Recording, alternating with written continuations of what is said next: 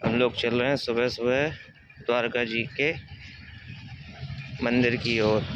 और वहीं पर सुदामा ब्रिज है। हम लोग अभी अभी सुबह के 7 बजे जा रहे हैं वहाँ पर। और देखिए यहाँ पे 7 बजे भी हल्की हल्की सी धूप निकल आई है। और यहाँ पे गाय बहुत ज़्यादा हैं, आप बच के रहिएगा, एक आध गाय आपको उठा के ना पटक दे।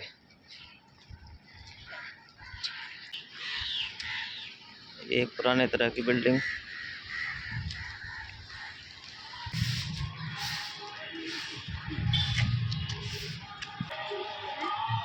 चलो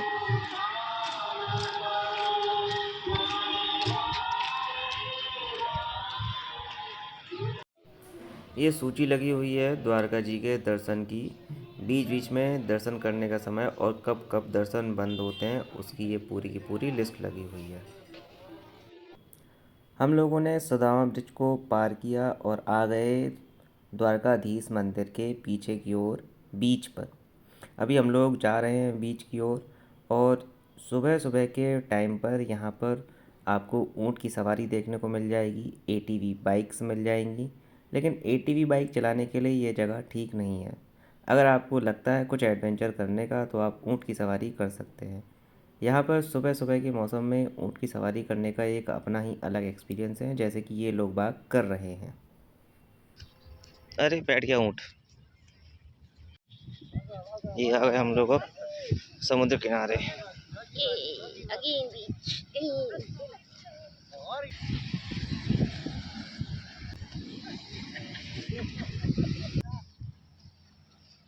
सुबह सुबह द्वारका जी के मंदिर के पास ये है अपना सी बीच। और ये बहुत सुंदर है सी बीच। यहाँ पे आप आराम से बैठ सकते हैं। सुबह सुबह के टाइम तो आप बैठ ही सकते हैं क्योंकि यहाँ भीड़ नहीं होती है। आप एंजॉय भी कर सकते हैं। और मुझे लग रहा है धीमे धीमे पानी बढ़ रहा है हम लोगों के पास की ओर, काफ़ी पीछे तक आ रहा है। और ये है यहाँ की बीच पे लोगों की मस्ती, बहुत दूर तक ये फैला हुआ है। लेकिन यहाँ पे अभी सुबह सुबह के टाइम पे कम लोग हैं। अगर आप लोग आना चाहें तो सुबह के टाइम पे थोड़ा समय बिता सकते हैं।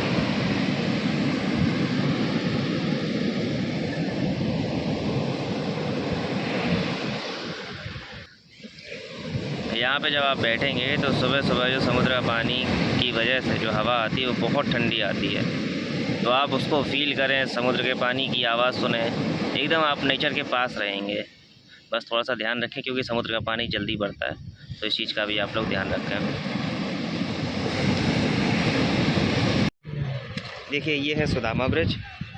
सुदामा ब्रिज के पास से गोमती रिवर बहती हुई निकली है। और ये गोमती रिवर द्वारका जी में बहते बहते आगे समुद्र में जाके मिल जाती है। ये सामने की ओर जो आप देख रहे हैं वो है समुद्र। और यहाँ ये नदी मिल रही है। तो इस तरह से आप एक संगम देख सकते हैं यहाँ पर द्वारका जी में। और जस्ट यहीं पे हम जब ऐसे ही आते हैं तो ये है द्वारका जी का मंदिर, जिसके ऊपर पताका लहरा रही है। बड़ा भव्य मंदिर है। और जो 4 धाम माने जाते हैं उनमें से एक धाम है। पूर्व पश्चिम उत्तर दक्षिण के धामों में ये पश्चिमी धाम है। और श्री कृष्ण भगवान का द्वारका नगरी, जिस पर ये द्वारकाधीश विराजमान है। हम लोग अपने होटल से अब निकल आए हैं और अभी जा रहे हैं हम लोग नागेश्वर ज्योतिर्लिंग, जो कि 10वां ज्योतिर्लिंग माना जाता है। तो सबसे पहले हम लोग ज्योतिर्लिंग के दर्शन करेंगे। अभी सब लोग नहा धो के निकले हैं। तो यही है कि सबसे पहले शिव जी के दर्शन करेंगे, उसके बाद फिर आज का पूरा जो ट्रिप है वो आपको आगे आगे दिखाते जाएंगे, कहाँ कहाँ जा रहे हैं। और जहाँ जहाँ दर्शन हो सकेंगे, फ़ोटोग्राफी अलाउ होगी, वहाँ वहाँ करवाएंगे। द्वारका से ये 16 किलोमीटर, अभी 16 किलोमीटर दिखा रहा है। हमारे होटल से कुल 17 किलोमीटर की दूरी पर था ये नागेश्वर ज्योतिर्लिंग। और जहाँ हमारा होटल है वहाँ के बगल में ही द्वारकाधीश जी विराजमान है। तो कल रात को हमने उनके दर्शन किए थे।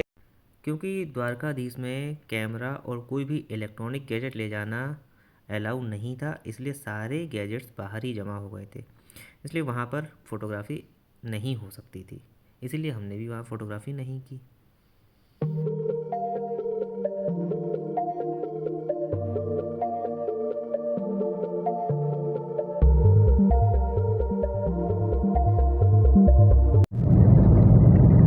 हम लोग नागेश्वर जी से केवल 2 किलोमीटर रह गए हैं और यहाँ से मंदिर की चोटी दिखने लग जाती है।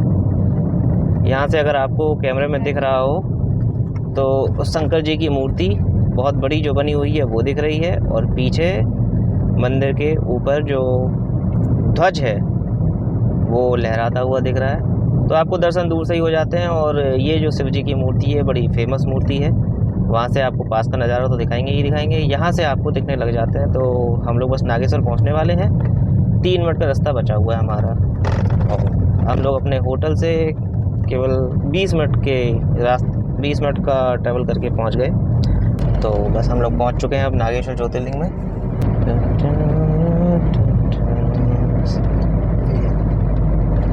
नहीं सीधे नंद श्री बल्ला है महाराज तो बस मतलब जी कहीं तो बस्ती इसकी नहीं है। ये हम लोग नागेश्वर जी एंटर करते हुए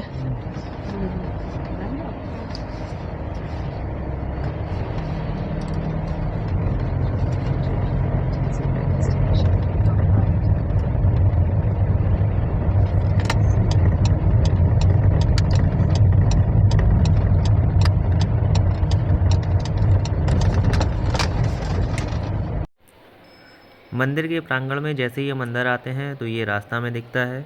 इसमें चारों ओर जालियाँ लगी हुई हैं, इसी रास्ते से हमको अंदर आना होता है।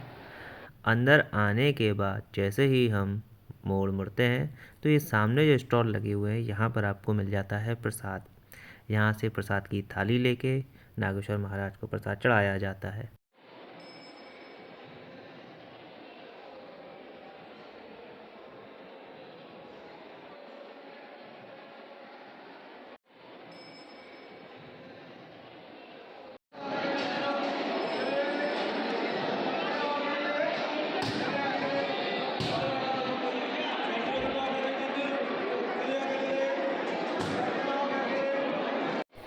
अभी आप देख रहे हैं मंदिर के गर्भगृह में नागेश्वर जी विराजमान हैं और भक्तजन उनका जलाभिषेक कर रहे हैं।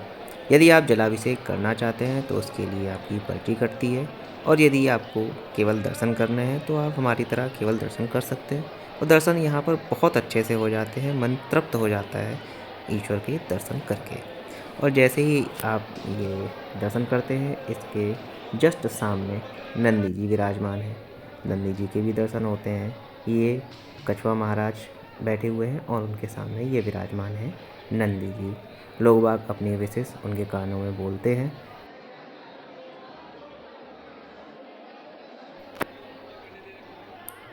नंदी जी के पीछे शेरा वाली माँ विराजमान हैं, उनके दर्शन होते हैं।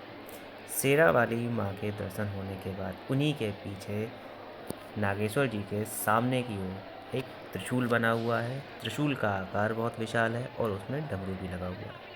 यह देखने में सुंदर लगता है। इसके पीछे की ओर नागेश्वर मंदिर का पुराना स्वरूप दिखाया गया है, जिसमें पहले मंदिर के ऊपर गुंबद नहीं था, जिसको बाद में गुंबद के तौर पे विकसित भी किया गया है और मंदिर को रेनोवेट भी किया गया है। ये पुराने नागेश्वर जी के दर्शन हैं, जो एक छोटी प्रतिकृति एक रखी हुई है, ये जो आप सामने देख रहे हैं। नागेश्वर जी ज्योतिर्लिंग से बाहर आने के पश्चात सबसे पहले जो हम आते हैं तो देखते हैं यहाँ पर शनिदेव जी का मंदिर है और शिव पार्वती जी की मूर्ति है यहाँ पर। तो सबसे पहले हम शिव पार्वती जी के दर्शन करते हैं। सबसे पहले नादिया जी हैं, उसके बाद फिर कच्छप जी, और इसके पश्चात हमारे शिव शंभुनाथ स्वयं पधारे हैं यहाँ पर, और माता पार्वती गणेश जी उनके साथ। तो आप इनके दर्शन कर सकते हैं। इसके बाद हम चलते हैं, यहाँ पर सतीश गुर्जर टीम के द्वारा एक आकृति बनाई गई है केवल और केवल पत्थरों से, जो दूर से महादेव जी की तरह लगती है। आप इसको देखिए। अब हम लोग चलते हैं शनिदेव मंदिर की ओर। ये है शनिदेव मंदिर का बोर्ड। श्री शनिदेव महाराज जी।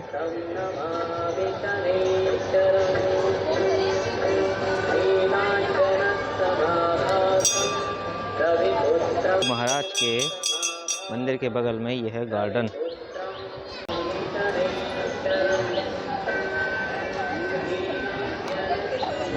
और जैसे ही हम सैंदेव मंदिर से आगे की ओर चलते हैं तो हमें मिलता है एक छोटा सा तालाब।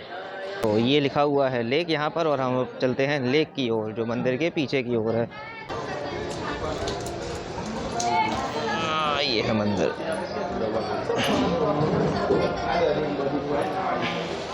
चलिए लेक की ओर चलते हैं। ये एक सेल्फी पॉइंट भी है, लेक भी है, और ये मंदिर की खूबसूरती को और बढ़ा देती है।